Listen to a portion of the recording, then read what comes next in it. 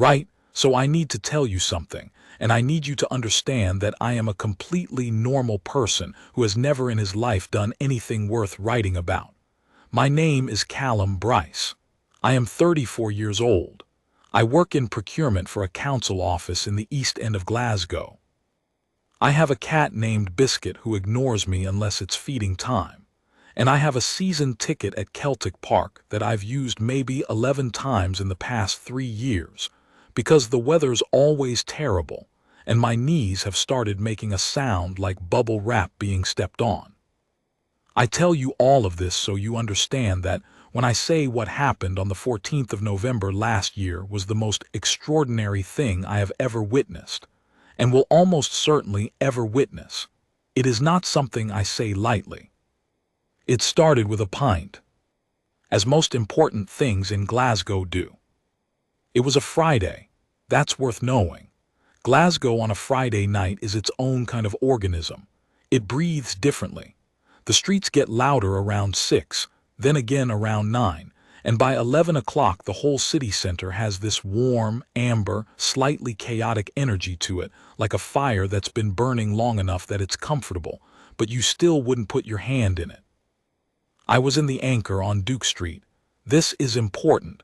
The Anchor is not a trendy bar. It is not the kind of place that has exposed brick or cocktails with names that are descriptions of feelings.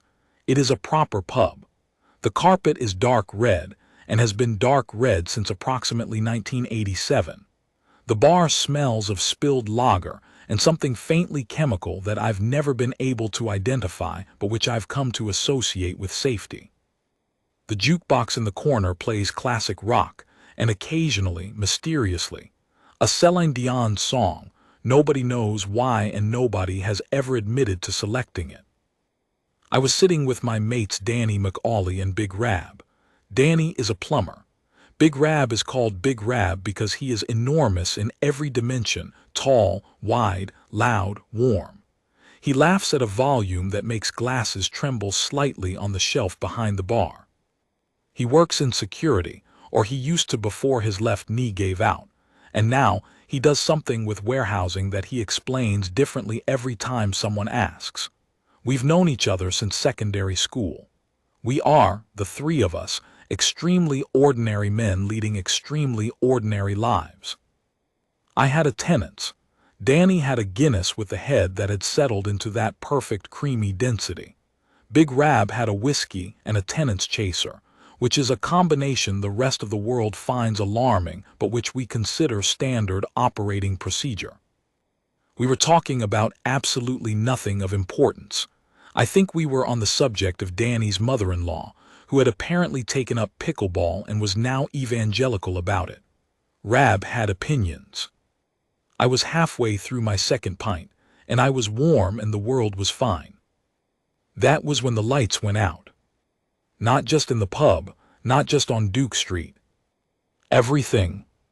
Every light in the city all at once switched off. Street lamps, shop windows, traffic lights, the illuminated advertisements on the side of the buildings, everything gone in one breath. And for maybe 3 full seconds, there was silence. Real silence. The kind you don't get in a city, ever. Glasgow is never silent. There's always a bus somewhere, always a siren, always the ambient white noise of 100,000 lives being lived in proximity. But for those 3 seconds it was like someone had pressed pause on the whole thing. Then from outside, through the old single-glazed windows of the Anchor, the windows that rattle when lorries go past, and that have a hairline crack in the lower left corner that's been there as long as I can remember, there was a light. Not a normal light, not a car headlight or a torch or someone's phone screen. Something else. A color I'm not sure I have a name for. It was in the blue-white range the way lightning is, but it didn't flash, it pulsed. Slowly. Like a heartbeat but slower, like something breathing. Big Rab turned his enormous head toward the window and squinted. He picked up his whiskey without looking at it. He drank it. He set the glass down. He said. Danny leaned forward on his bar stool and peered out. What's that then? Dunno, said Rab. The barman, Alan, who has been behind that bar since before I was old enough to legally be in front of it, leaned sideways on the counter and had a look. He nodded slowly. He went back to wiping a glass. Outside, the pulsing light got bigger. I should tell you what was happening outside, because I didn't see it in real time. I saw it afterward on footage from a dozen different phone cameras, and one absolute legend of a man called Tam Gallagher, who happened to be walking home from his shift at Asda, and had his phone out recording a video message to his sister in Canada about the rain, and who consequently captured the whole thing start to finish. Tam's video. That's the one they used on the news. That's the one that got shown in 17 countries. That's the one where, in the background, while the sky is literally splitting open with alien light, and a ship the size of Buchanan Street bus station is descending through the clouds, you can hear Tam himself continuing his video message. Says Tam in the video, watching the ship come down. So as I was saying, the rain's been pure relentless this week, Sandra, you'd hate it. Would you look at that? Anyway, as I was saying. The ship. Right. So I need to describe this properly because nothing I say is going to be adequate. It was a ship in the way that a mountain is a rock, technically accurate but missing the entirety of the point. It was a structure. It was a floating, impossible structure that had no business existing in the physics of a world where I worry about whether I left my oven on. It was roughly triangular, or that was the impression you got. There were angles to it that didn't quite match up to triangular in the usual sense, like it had been designed by someone who had been told what a triangle was but had never seen one and was working from memory. It was the color of a storm cloud from underneath, that dark, electric gray that means the weather is about to become personal. And it moved the way things that big never move, which is to say it moved slowly, steadily, without any of the trembling or effort that something that size should have to demonstrate. It just came down. It came down over the city center. Over the merchant city, specifically, which is Glasgow's nice bit. The bit with the restaurants and the bars and the boutique hotels and the sandstone buildings that were cleaned up about 15 years ago and now look embarrassingly grand. The ship came down and hovered about 400 meters above George Square, which is where Glasgow's main square is, and where there is a statue of Walter Scott and a Christmas market that wasn't there yet because it was November and the Christmas market doesn't go up until late November, which in retrospect was probably lucky. The ship hovered, and then things started to come out of it. The things that came out were called, in the official communications that came much later, the Vreth. We didn't know that at the time. At the time, in Tam Gallagher's video, the first thing you hear about them is Tam saying, "Oh, they're wee fellas, ain't they?" in the tone of someone commenting on a dog they've spotted across the street. The Vreth were not, in fact, wee fellas. They were approximately 2.5 meters tall, which in Scottish terms actually does qualify as quite wee when you were expecting something bigger. They were vaguely bipedal, which means 2 legs and 2 arms, but the proportions were wrong in a way that was hard to pin down. The limbs were too long, the torso was too short, and the head was a sort of flattened oval that sat directly on the shoulders without much evidence of a neck to speak of. Their skin, if skin was the right word, was a deep, iridescent charcoal, not black, not gray, but that specific tone that shifts depending on how the light hits it, like an oil slick or a raven's wing. Their eyes were large and luminous, not glowing in the science fiction cliché sense, but bright, reflective, like the eyes of something that sees very well in low light. They were wearing armor. This is worth noting. The armor was extraordinary, articulated, glossy, the same iridescent charcoal as their skin but with goldish striping along the joints, and it moved with them in a way that suggested it was part of them rather than something strapped on. They carried weapons. Long, elegant, slightly terrifying weapons that pulsed with the same blue-white light as the ship above them, the light that had leaked through the windows of the anchor and made all our faces blue for a moment. They came down in columns, organized, precise. They landed in George Square and fanned out in a formation that looked like nothing so much as a military parade, which, it turned out, is exactly what it was. The Vreth were a warrior species, an old warrior species. They had been traveling between star systems for a span of time that made human history look like a Wednesday afternoon. They had conquered a dozen worlds. They had incorporated those worlds into their empire. And now they had come for Earth, beginning, for reasons that became clear later but were at the time deeply unclear, with Glasgow. They landed in George Square, and they looked at the city. And then their commander said something through a translation device that was later described by linguists as a linguistic penetration array, a thing that broadcasts meaning directly into the cognitive processing of nearby sentient beings rather than just making sounds. It was, apparently, an extremely sophisticated piece of technology. What the commander said, translated into the cognitive processing of every human being within approximately half a mile, was this. This world now belongs to the Vreth Collective. Your cities will be administered by Vreth governors. Your populations will serve. Resistance will be discouraged. Tam Gallagher, still recording, listened to this. Okay then, he said and kept walking. Back in the anchor, we felt it. The translation. It didn't come through your ears. It came through somewhere behind your ears like a memory you didn't make. The meaning just arrived, and for a second there was this odd, vertiginous moment where you knew, with total clarity, that something enormous had just happened. Big Rab set down his whiskey glass. He looked at me. He looked at Danny. He picked up his tenants. He took a long, considered sip. Right, he said. There was a pause. They've picked Glasgow, Danny said, in the tone of someone working through a maths problem. I said Rab. Of all the places, Danny said. Aye. Not New York, Danny said. Not London, Glasgow. Aye. Another pause. Why Glasgow? I asked.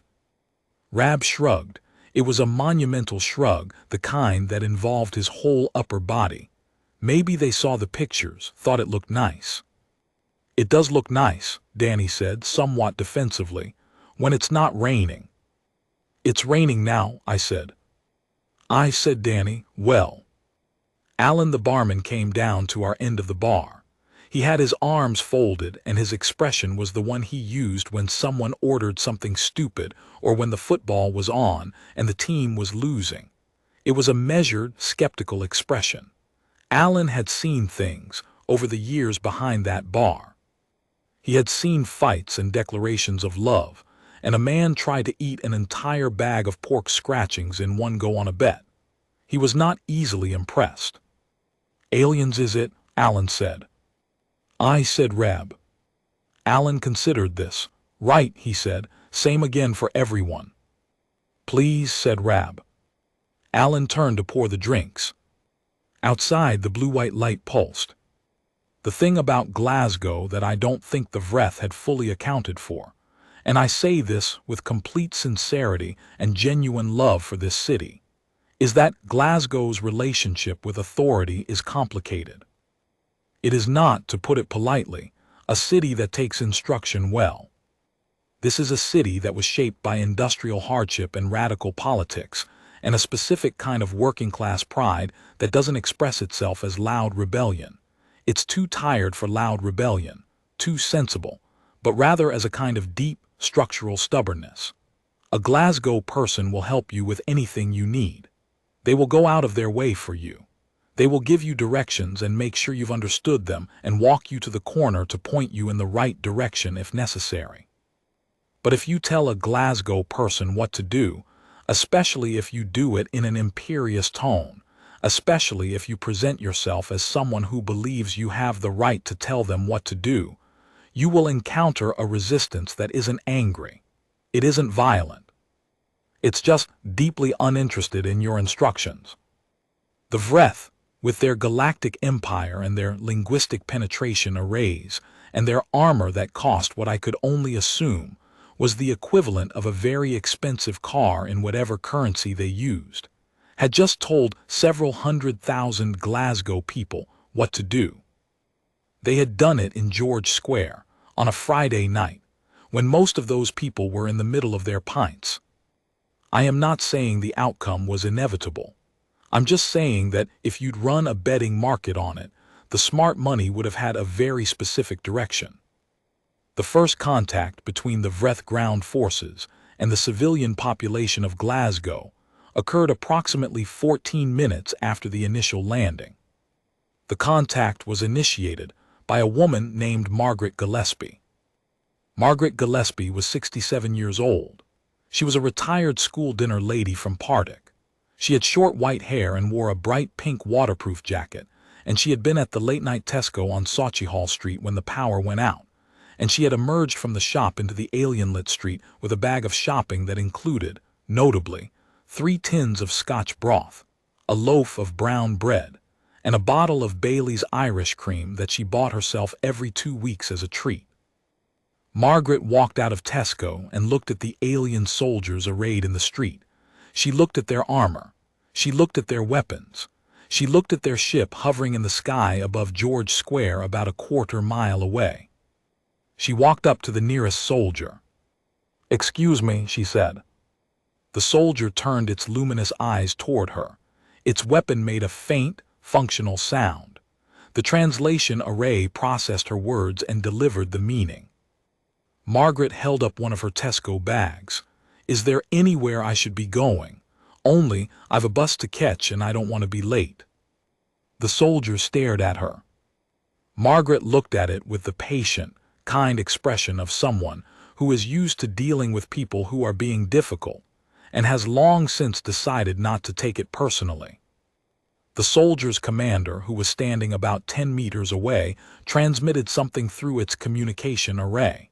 This was later translated as civilian, non-combatant, comply with relocation protocols. Margaret listened to this arrive in her head. She nodded slowly. "Right," she said, "and where would those protocols be taking me then?" The commander said something else.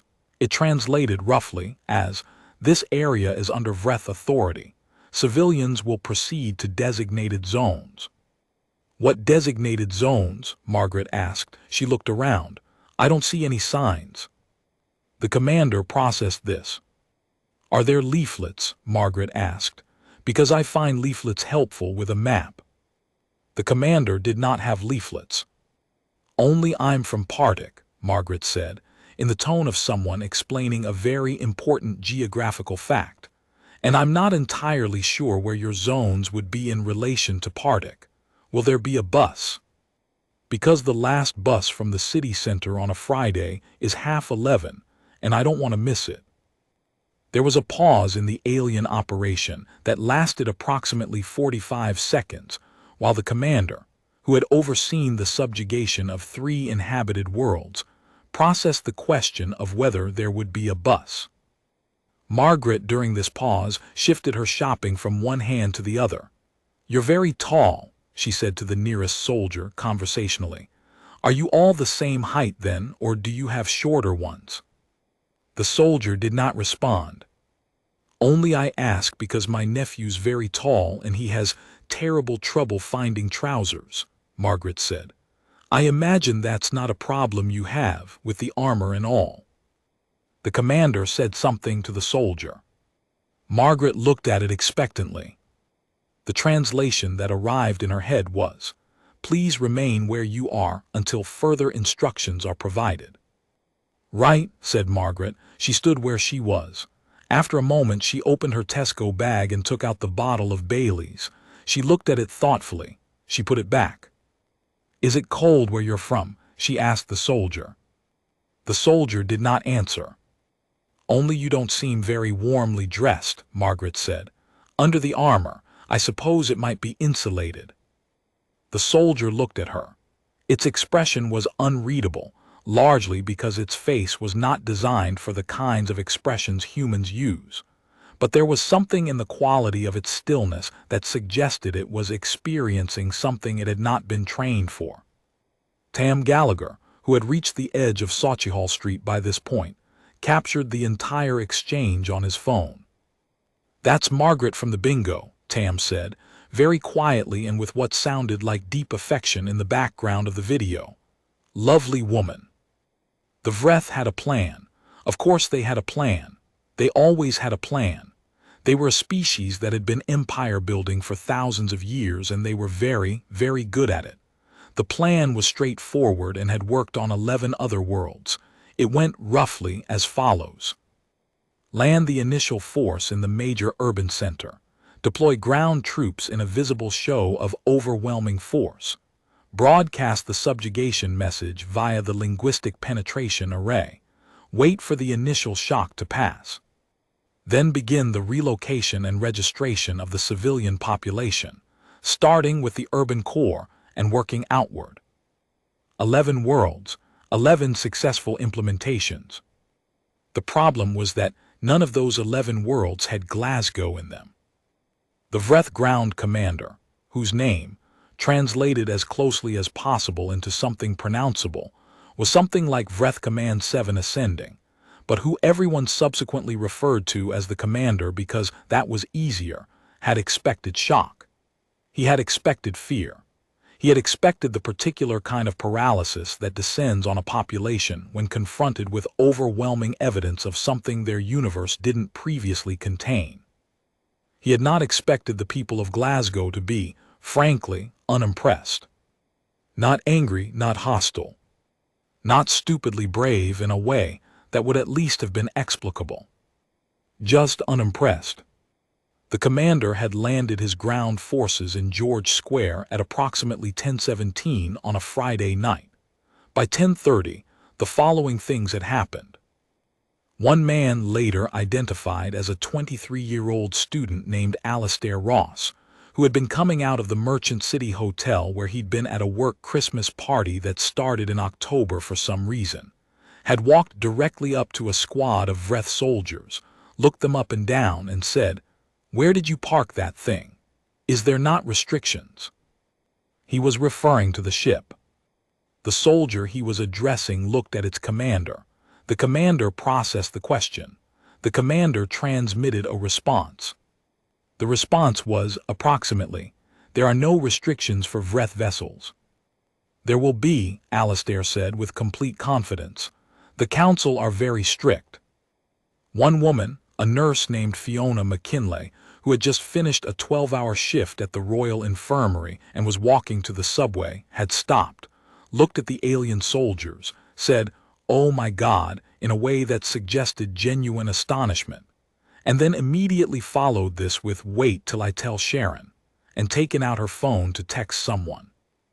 One dog, a small, energetic terrier named Pickles, whose owner was in an equal state of astonishment but had less immediate control over the situation, had run directly at the nearest Vreth soldier, barked twice, investigated the alien armor with its nose, and then commenced attempting to engage the soldier in play by crouching on its front legs and wagging its tail ferociously.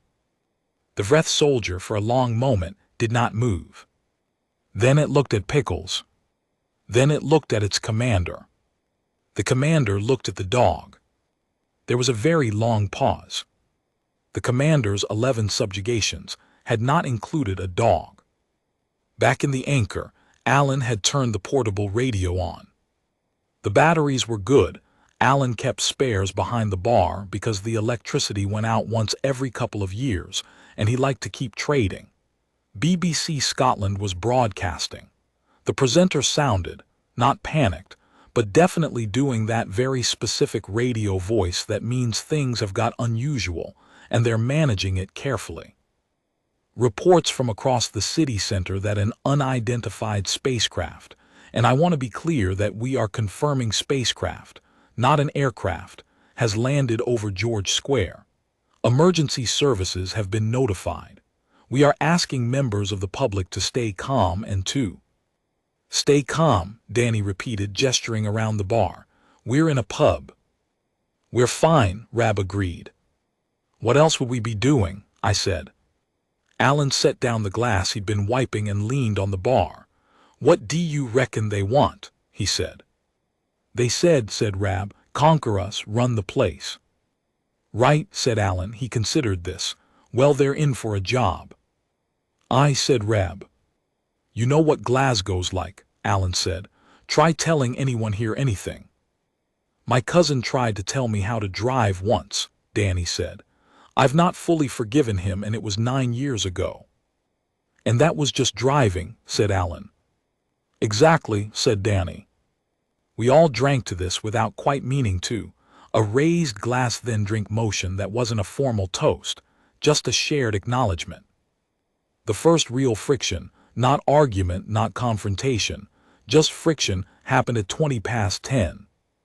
A group of young men had been coming out of a bar called the Solid Ground, which is on the corner of Queen Street and Argyle Street, and which is the kind of bar that plays very loud music and has a happy hour that runs until 9, which means everyone inside has been very happy since about 7, and is now at that specific stage of happiness that makes the world feel full of possibility. There were 6 of them. They were in their mid to late 20s. They were wearing the standard Glasgow Friday night uniform, jeans, trainers, smart casual tops that were insufficiently warm for November, but that pride would not allow them to cover with a coat. They walked out of the Solid Ground into a street that was dark except for alien lighting and contained, among other things, a squad of 8 2.5-meter armored alien soldiers. The 6 young men stopped. They looked at the soldiers. The soldiers looked at them. There was a beat. Then one of the young men, his name was Craig Donnelly, 26, from Scottstown, a joiner by trade, said, with the cheerful confidence of someone whose judgment had been temporarily improved by alcohol, "All right." The translation arrived in the soldiers' processing. One of the soldiers' commanders transmitted back through the array. The meaning, this area is restricted. Civilians will comply with. No, we're fine, Craig said. We're just going to Mungo's. Mungo's was another bar about 3 streets away. Do youse want to come? The commander processed this. It's a good night, Mungo's on a Friday, Craig said helpfully. They do a disco from 11. The squad commander looked at the ground commander. The ground commander looked at the squad commander. The translation array worked. No civilians may assemble, the ground commander transmitted. It's no an assembly, Craig said. It's a disco, there's a difference. One of his pals confirmed, a young man named Stevie. Assemblies are in the morning. At school, another one added. This is a disco, Craig said firmly. The Vreth commander looked at his forces. He was a being who had stood in the wreckage of cities. He had watched civilizations negotiate the terms of their surrender. He had processed diplomatic transmissions from desperate planetary councils. He had never, in his career, been invited to a disco. We cannot permit, the commander said through the array, civilians too. Oh, come on, Craig said. You've come all this way. The footage from the next 4 hours, gathered from hundreds of phone cameras across the city center. Because Glasgow people did not stop filming for a second, not once, not even during the more intense moments. Because the more intense it got, the more essential it felt to document. Told a story that was, in retrospect, extremely Glasgow. The Vreth had arrived prepared for resistance. They had arrived prepared for panic. They had arrived prepared for what their tactical models called civilian compliance gradient. The slow arc from initial shock to eventual cooperation, measured in hours and adjusted for population density and cultural aggression index. What they had not been prepared for was the complete absence of any of those things. Nobody panicked, nobody ran, nobody mounted a heroic last stand, nobody formed a resistance committee. What happened was more confusing and, the Vreth would later admit, significantly more disorienting. People just got on with it. By 10:45, Margaret Gillespie had established that there was not going to be a leaflet, and had therefore decided to walk to the nearest subway station on the grounds that it would probably still be running. She had, in passing, given one of the Vreth soldiers a brief but thorough critique of the city council's failure to provide adequate late-night transport. The soldier had not responded to this, but it had listened, in the way that something very large and very still listens when it doesn't quite understand what is happening to it. By 11, Craig Donnelly and his pals had persuaded 2 Vreth soldiers to walk with them as far as the corner of Trongate. Not to go to Mungo's. The soldiers had not agreed to go to Mungo's, but because Craig had a very winning manner and the soldiers were curious, in the way that things from very far away are sometimes curious about the small, strange details of the places they've arrived at. Craig had told them about Glasgow, about the grid system, about why the East End and the West End are like they are, about the bridges over the Clyde. Craig was, by his own admission, not an expert, but he was enthusiastic, and the soldiers were listening, and somewhere in that very strange interaction, something was happening that wasn't conquest. By 11:15, a group of women in their 50s who had been at a birthday dinner at an Italian restaurant on Buchanan Street had come out to find alien soldiers in the street and had reacted, as a group, with exactly the same energy they would have brought to finding an unusual car parked on the pavement, which is to say, mild irritation, a couple of photos, some commentary about whether this was really necessary, and then a practical decision about what to do next. We were going to get a taxi anyway. One of them, her name was Linda. It is always Linda, explained to a baffled Vreth squad commander. So we're going to get a taxi. Is there a reason we can't get a taxi? The commander said that all transit was suspended. All transit, Linda said. All transit, the commander confirmed through the array. The taxis as well. The taxis as well. Linda looked at the other women. We're walking then, she said. Right, ladies. And they walked past the soldiers, down Buchanan Street, chatting in heels. The commander watched them go. He looked at his tactical officer. The tactical officer looked back at him.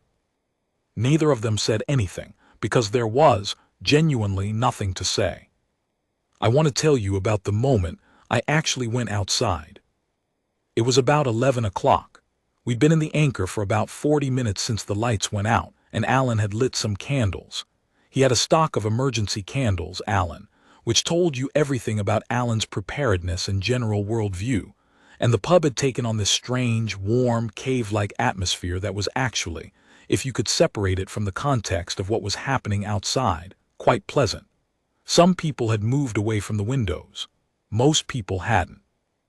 The radio was still on. Big Rab stood up.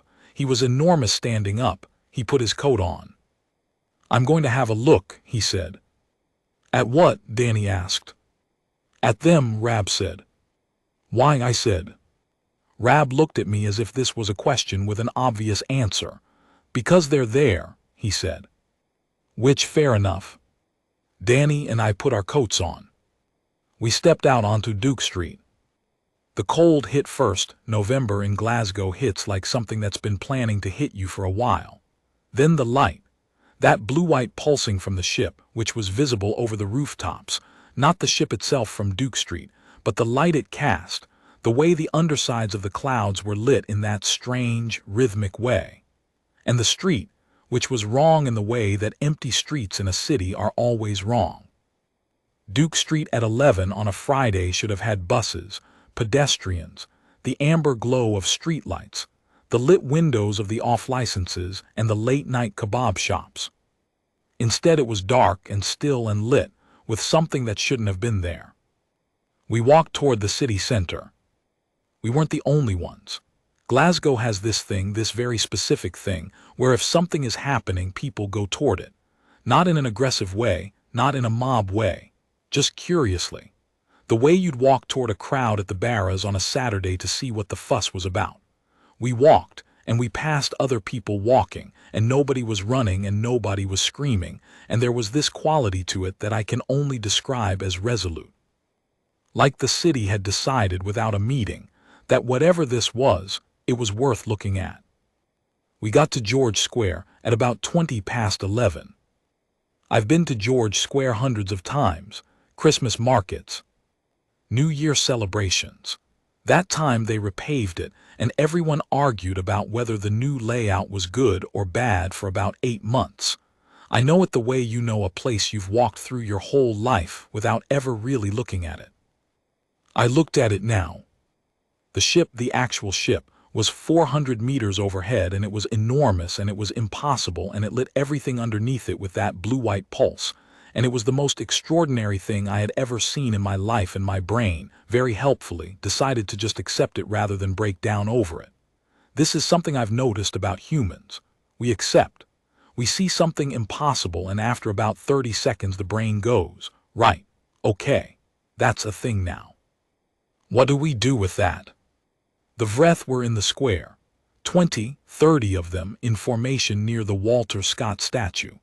They were as tall as described, as armored as described, and this was the thing that caught me, they were watching the crowd. Because there was a crowd. Not a huge crowd, not a mob. Maybe 200 or 300 people had made their way to the square, walking from the bars and restaurants that they'd been in when everything went dark, walking from the nearby streets, a few who'd been in hotels and had come down to look. And the crowd was doing what Glasgow crowds do, which is to say, it was talking, in clusters, in pairs, people who'd never met swapping information and observations. One man had a bottle of Tennant's from somewhere, and he was sharing it with 2 strangers. 2 teenagers were taking selfies with the ship in the background. A man in a Celtic top was explaining something animatedly to a woman I was fairly certain he'd never met before in his life. The Vreth soldiers were standing in their formation, and they were watching all of this. And you could tell, even from a distance, even from faces that weren't built for expression in the way human faces are, that they were uncertain. Not scared, not retreating, uncertain. The way you look when the situation has deviated significantly from your training and you're not sure which protocol applies. I walked up closer. Big Rab was immediately next to me, because Big Rab has no sense of self-preservation when he's curious, and Danny was slightly behind us because Danny has slightly more sense of self-preservation, but an equally powerful sense of not wanting to miss anything. We got to within about 15 meters of the nearest squad of soldiers and stopped. I looked up at the nearest one. It was 2.5 meters of armored impossible alien, and it was looking down at me with eyes like polished moons. "All right," I said, "because I am from Glasgow, and this is what we say." The translation hit me back a half-second later. "Greetings, civilian." "Callum," I said. I don't know why I said my name. It just seemed like the thing to do. A pause. "Callum," the thing said in my head. I said. "You're the Vreth, then." "We are the Vreth." "Right," I said. I put my hands in my coat pockets. "You've picked a mad night to do this. It's Baltic." There was a pause. Baltic, the translation repeated, and I could tell it was working on the cultural meaning. It settled on, cold. I said, "Very cold." The soldier looked at me for a long moment. Then, and I am not making this up, it looked at its partner, and the partner looked back, and there was this very brief exchange between them that I couldn't hear or feel because it wasn't directed at me, but whatever it was, it ended with the soldier looking back at me. "You are not afraid," it said, not quite a question. I thought about it. "Not especially," I said. "Should I be?" A pause. "Yes. Probably," I agreed. "But it's a Friday night, and I was in the middle of a pint, so." Another pause, longer this time. Big Rab had arrived beside me. He was looking up at the soldier with the expression of a man assessing a new piece of machinery. "You're a big lad," he said. "We are Vreth," the soldier said, which was as close to a response to that as it could manage. "I," said Rab, "you're still a big lad." The commander was watching this from across the square, and later the researchers who analyzed the footage would describe what happened over the next hour as the most confusing first contact event in recorded VRETH history. Which, given that the VRETH had 11 recorded first contacts, said something. The commander had protocols. He always had protocols. They were good protocols, based on centuries of accumulated conquest data, refined through experience, and they had never failed him. Protocol 1. Display overwhelming force to establish dominance. He had done this. The ship, the soldiers, the weapons, the armor, the lighting, the communication via the penetration array, overwhelming force clearly displayed. Response. 200-odd people milling around as if they were at a street festival, and one man telling a soldier it was a big lad. Protocol 2. Deliver the subjugation communication clearly and with authority. He had done this. The message had been broadcast to every cognitive facility within range, translated perfectly, understood completely. Response. A woman asking about bus schedules, a dog wanting to play. Protocol 3. Establish control of movement, restrict civilian transit, begin registration procedures. He had attempted this. He had placed his soldiers at the key points. He had broadcast the movement restrictions. Response. 6 men asking if they could go to a disco and a group of women in heels who had simply walked away. The commander stood in the blue-white light of his ship and looked at the people of Glasgow who were, with very few exceptions, looking back at him or at his soldiers or at the ship with expressions that contained what? Interest, yes, some wariness, some excitement, some frank amusement, but not fear, not compliance, not the wide-eyed, urgent, survival-driven compliance that was the bedrock of Protocol 1 through Protocol 12. He transmitted to his tactical officer, analysis. The tactical officer transmitted back, unknown cultural pattern, possible cognitive deviation from expected parameters, further observation recommended. The commander looked at the square. A man in a tartan scarf had started talking to 3 of his soldiers at once and appeared to be explaining something about the history of the statue of Walter Scott. The soldiers were listening. One of them had leaned slightly, an almost imperceptible shift, in the direction of the man, as if the architecture of its enormous body wanted to hear better. Further observation, the commander agreed. The pub thing. I have to tell you about the pub thing properly, because it's the part that gets cited most often in the academic papers that came later. There were approximately 40 pubs and bars within the cordon that the VRETH had established around the city center. The VRETH's movement restrictions applied to all movement in and out of this cordon. People could not leave. They could not, technically, travel within it either. The bars and pubs within the cordon were still open. This is because the bars and pubs within the cordon had all, within about 10 minutes of the initial landing, made the same quiet institutional decision. We are staying open. They couldn't run tills, no electricity, but they could pour drinks by candlelight. They had stock. They had customers who couldn't go home. They had barmen who had spent their entire careers being the steady, calm, continuous presence that Glasgow drinkers relied upon. And they were not going to stop being that presence just because there were aliens outside. By midnight, every pub in the cordon was full. The VRETH soldiers who came through the doors, because some of them did come through the doors in 1s and 2s, because the doors were open and the warmth and the candlelight and the sound of human voices was clearly doing something to their alien curiosity, found something they had never encountered in 11 subjugations. They found people who had a pint in front of them. The pint is not a metaphor, although it is also a metaphor. The pint, physically, was a barrier between the person holding it and the world. Not a defensive barrier, not an aggressive one, a territorial one. This pint is mine. I am drinking this pint. I was drinking this pint before you arrived, and I will finish this pint before I deal with anything else. And then maybe we can talk about whatever you want to talk about. Vreth soldiers who entered pubs found themselves in a world where they were physically taller than every ceiling fitting, where the light was warm and flickering rather than the harsh functional illumination of their ship, and where the humans around them were calm in a way that was different from the calm of a conquered population. It was the calm of people who were comfortable, and who had decided that comfort was, at this particular moment, non-negotiable. A soldier who entered the Goat and Compass on Ingram Street, and this is fully documented. Tam Gallagher's cousin who worked there filmed the whole thing, spent 40 minutes standing near the bar, not speaking, watching. The barman, a young man of about 22 named Declan, eventually said, "Do you want a drink?" The translation arrived for the soldier. The soldier looked at the rows of bottles. It looked at Declan. It transmitted something. "What?" said Declan. The translation: "What is the most common choice among your people?" "Lager," Declan said. "Tenants mostly." The soldier was still.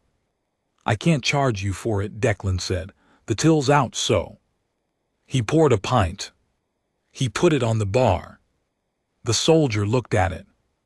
The pint glass, which came up to about where the soldier's knee was, given the height differential, was clearly not going to work.